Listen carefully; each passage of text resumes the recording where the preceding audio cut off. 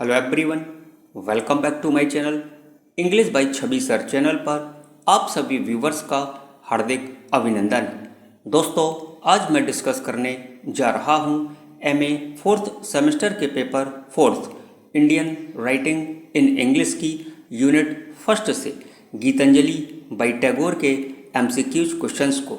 दोस्तों, इस वीडियो को बनाने के लिए आप में से ही कई सारे व्यूवर्स कमेंट कर रहे थे, तो लीजिए English by Chhavi sir channel आप सभी की डिमांड को ध्यान में रखते हुए लेकर आए हैं टैगोर का गीतांजलि यानी MCQs questions part first. So let's start the MCQs questions Gitanjali by Rabindranath Tagore. और पहला क्वेश्चन आपके स्क्रीन पर है, who is the author of Gitanjali Song Offerings. तो गीतांजलि सॉन्ग ऑफरिंग्स के ऑथर कौन है? तो गीतांजलि के जो ऑथर हैं, जो लेखक हैं, वो है Rabindranath Tagore. Option D is the right answer. Question number second, in what year was Gitanjali Song Offerings published. Gitanjali किस ईयर को पब्लिश्ड हुआ? तो आपको बता दें कि 1910 में रविन्द्रनाथ टैगोर की ये जो गीतांजलि है वो पब्लिश्ड हुई थी। बढ़ते हैं अगले क्वेश्चन की ओर, यानी क्वेश्चन नंबर है third, how many sections of prose poetry are in the English edition of Gitanjali. यानी गीतांजलि के इंग्लिश एडिशन में प्रोज पोएट्री के कितने सेक्शंस हैं? तो दोस्तों, इसमें जो सेक्शंस हैं गीतांजलि में वो हैं 103 यानी 103। Option B is the right answer. Question number next, which poet helped Rabindranath Tagore. कौन सा पोएट है जिसने रविन्द्रनाथ टैगोर की सहायता की थी क्या करने में? Find a western audience, western audience को पाने के लिए। तो उस पोएट का नाम है विलियम बटलर ईट्स, यानी शॉर्ट में उसे कहते हैं W.B. Yeats. Option B is the right answer. Question number next, यानी क्वेश्चन नंबर है 5, which country is associated with the subject matter of Gitanjali Song Offering. यानी गीतांजलि के सब्जेक्ट मैटर के साथ कौन सी जो कंट्री है वो एसोसिएटेड है, मतलब जुड़ी हुई है? तो उस कंट्री का नाम है India. Option C is the right answer.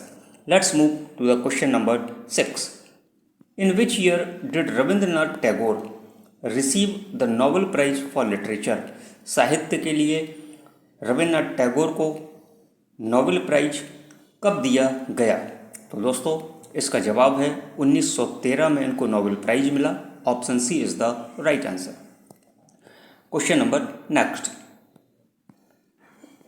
What is one of the themes in Gitanjali Song Offerings. यानी गीतांजलि में, गीतांजलि जो सॉन्ग ऑफरिंग है उसकी थीम क्या है, मतलब कई थीम में से कौन सी एक थीम है? तो उस थीम का नाम है nature. Option C is the right answer. बढ़ते हैं अपने नेक्स्ट क्वेश्चन की ओर। क्वेश्चन नंबर है 8, what is the genre. Genre का मतलब होता है शैली। तो what is the genre of Gitanjali Song Offerings. तो जो गीतांजलि है उसकी शैली क्या है? तो गीतांजलि की जो शैली है वो एक पोएट्री है, एक पोयम है, रविन्द्रनाथ टैगोर के द्वारा लिखी गई। यानी option C is the correct answer. Question number next, who wrote the introduction for 1913 edition of Gitanjali. Gitanjali के 1913 एडिशन के लिए इंट्रोडक्शन किसने दिया? तो दोस्तों, पेपर में इंट्रोडक्शन आ जाए या प्रीफेस आ जाए, तो गीतांजलि का जो इंट्रोडक्शन है, गीतांजलि का जो प्रीफेस है वो दिया था W.B. ईट्स ने।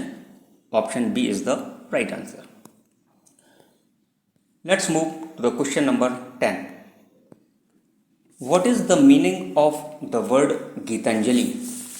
तो गीतांजलि शब्द का अर्थ क्या होता है, मीनिंग क्या होती है? तो गीतांजलि शब्द का जो अर्थ है वो है सॉन्ग ऑफरिंग से option C is the right answer.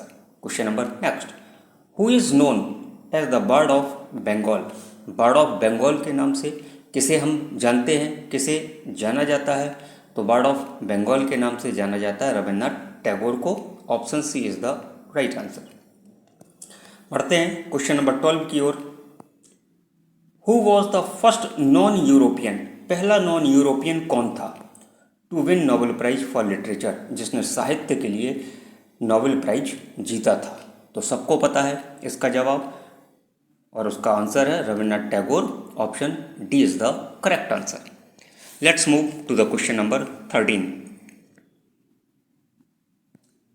Which of the following countries national anthem was Tagore other than India's? Question कह रहा है कि which of the following countries national anthem was Tagore? Tagore का जो नेशनल एंथम था इंडिया के अतिरिक्त और कहाँ पर था? तो वो था बांग्लादेश के लिए था। Option B is the correct answer. Question number 14, Gitanjali by Tagore was published, यानी टैगोर की जो गीतांजलि है वो पब्लिश्ड हुई थी इन बंगाली भाषा में पब्लिश्ड हुई थी। कब पब्लिश्ड हुई थी? 1910 में, याद रखिएगा। इट्स इंग्लिश ट्रांसलेशन, लेकिन गीतांजलि का जो इंग्लिश ट्रांसलेशन है गॉट पब्लिश्ड, वो कब पब्लिश्ड हुआ था? क्वेश्चन आपका कह रहा है। तो ये 1912 में इसका इंग्लिश ट्रांसलेशन पब्लिश्ड हुआ था। गीतांजलि का इम्पॉर्टेंट क्वेश्चन है, इसको आप लोग ध्यान में रखिएगा। ओके, बढ़ते हैं अगले क्वेश्चन की ओर। 15 number, who was greatly influenced by Tagore? Tagore के द्वारा कौन इन्फ्लुएंस था, कौन प्रभावित था? तो कौन प्रभावित था? ABCD 4 ऑप्शन है। तो बी ऑप्शन जो है आपका एजरा पाउंड, वो टैगोर से बहुत ज़्यादा प्रभावित हुए थे। Question number 16, how many groups are there in Gitanjali? Gitanjali में टोटल कितने ग्रुप्स हैं? तो दोस्तों आपको बता दें, गीतांजलि में टोटल 7 ग्रुप्स हैं, और सेक्शन अगर पूछ दिया जाए तो 103 सेक्शन से, याद रखिएगा। Question number 17, when was Gitanjali published? Gitanjali कब पब्लिश्ड हुई? तो दोस्तों पहले इसका आंसर जानिए। गीतांजलि 1912 में पब्लिश्ड हुई। अब एक नोट आपको बता रहे हैं, कुछ की फैक्ट्स बता रहे हैं। तो गीतांजलि 2 बार पब्लिश्ड हुई थी।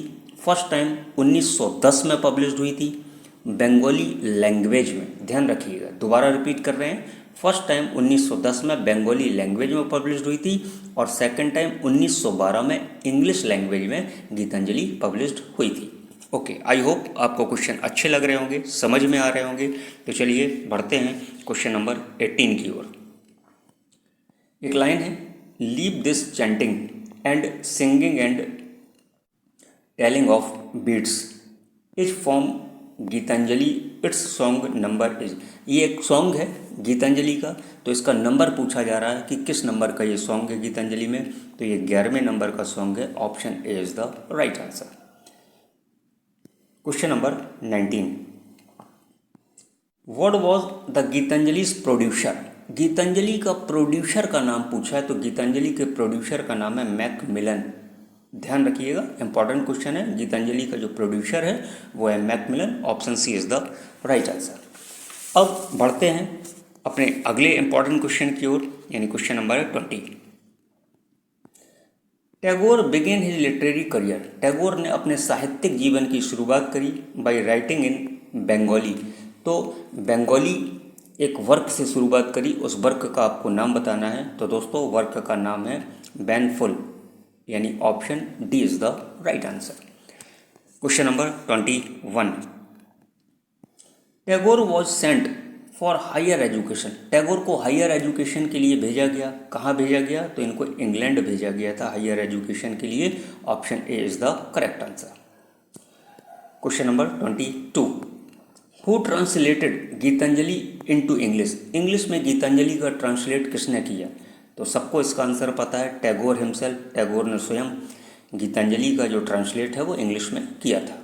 ओके, क्वेश्चन नंबर 23,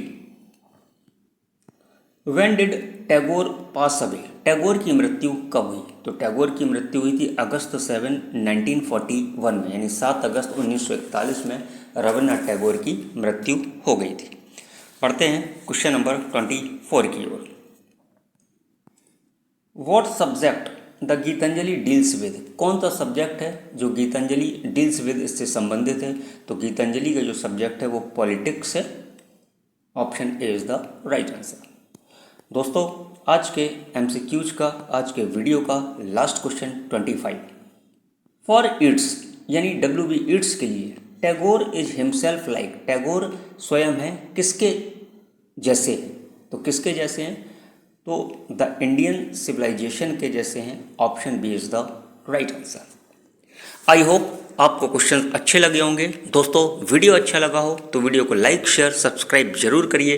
तो मिलते हैं आपसे नेक्स्ट वीडियो में। तब तक आप खुश रहिए, मस्त रहिए, जहाँ रहिए प्रसन्न रहिए। और हाँ, आप अपना और साथ साथ अपनों का भी ख्याल रखिए और English by Chhavi sir channel को अपना प्यार देते रहिए। Thanks for watching.